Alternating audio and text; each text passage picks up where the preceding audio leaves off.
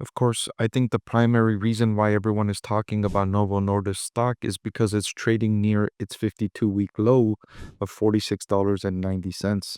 As of this recording, Novo stock is at $48.98. The 52-week high was closer to $140.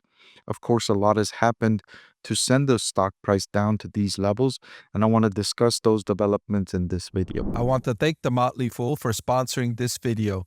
Visit fool.com/Parkev for the 10 best stocks to buy now. So Novo Nordisk held a conference call with Wall Street analysts to describe the latest developments, answer some questions, and I think it revealed a lot of insights to investors who are now circling this stock and trying to answer for themselves if Novo Nordisk stock is a buy on this dip.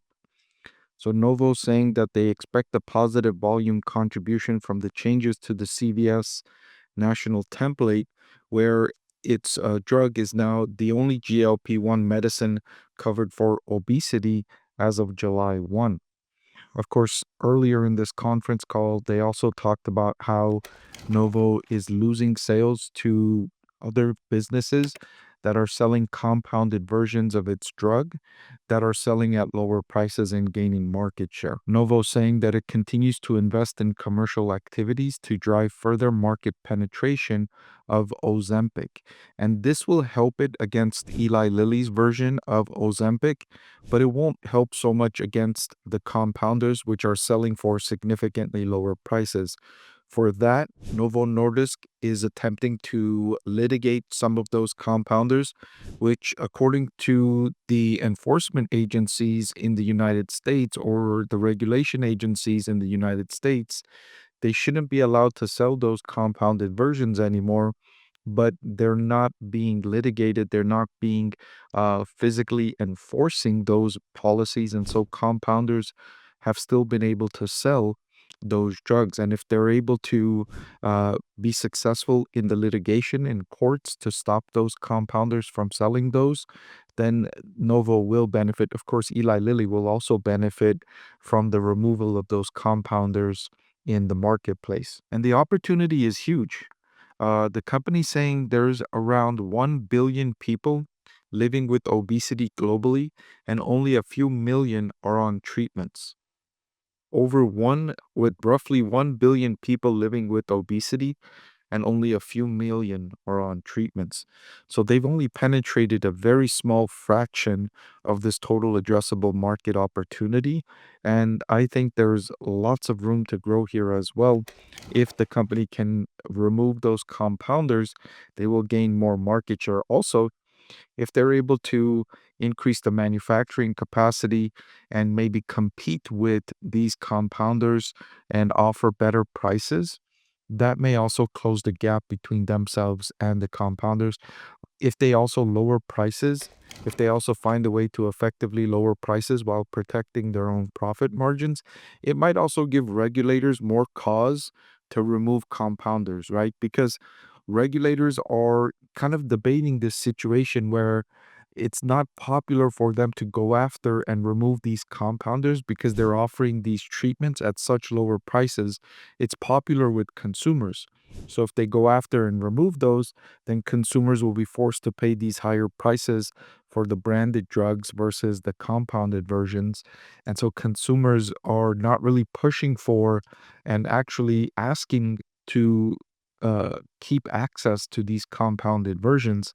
So it's a bit of a tough situation. But if Novo and Eli Lilly, through further manufacturing enhancements, can lower the price of these while still maintaining their profit margins, that will then give more impetus to regulators to remove the compounded versions, because then they can point to these lower prices and say, look, we worked with Novo and Eli Lilly to get them to lower their prices. So now we remove the compounded versions because they have enough manufacturing capacity. They're able to provide the market with enough of these medicines at reasonable prices. And so now we can go ahead and completely remove the compounders from the market. So as a result of the slower revenue growth expectations, Novo now expects operating profit to increase just 10 to 16%. Previous to this update, they were expecting much faster operating profit growth. But even at 13%, that's a reasonable rate of increase for operating income. The free cash flow is now expected to be between 35 billion and 45 billion in the DKK currency.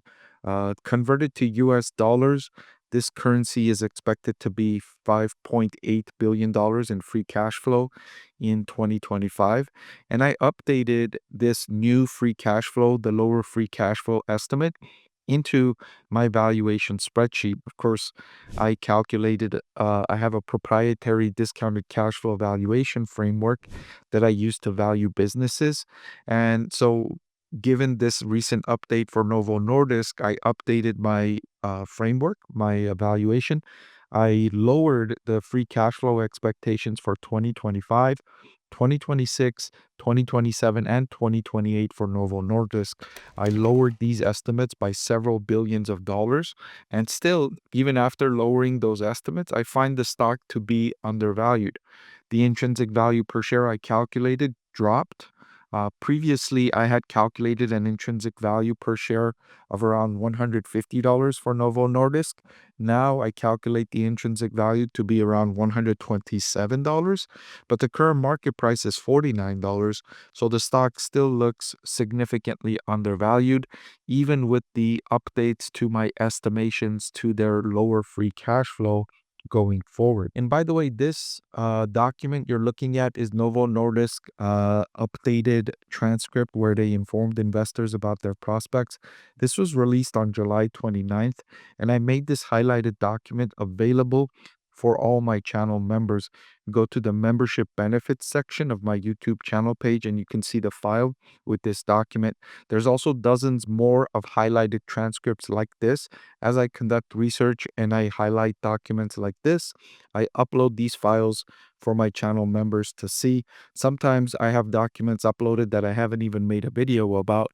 It's just during my regular course of research, I will be reading these documents and uploading them, and you can see them all as part of your channel membership. If you're not already a member, you can join for less than $5 a month. You can see the link in the description below for all of the benefits you get as a channel member.